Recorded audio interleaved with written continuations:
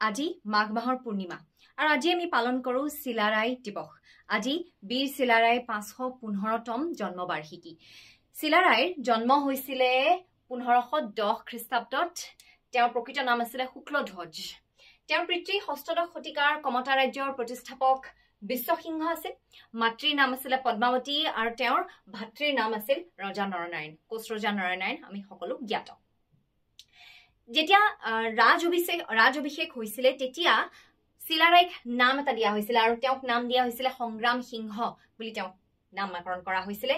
১৫৬৩ চনৰ জুন মাহত চিলাৰায়ে আহোমৰ ৰাজধানী গড়গাঁও দখল কৰিছিলে আৰু তাৰপিছত ক্ৰমান্বয়ে তেওঁ অন্যান্য কমতা আদি ৰাজ্যও তেওঁ দখল কৰিছিল ক্ৰমান্বয়ে।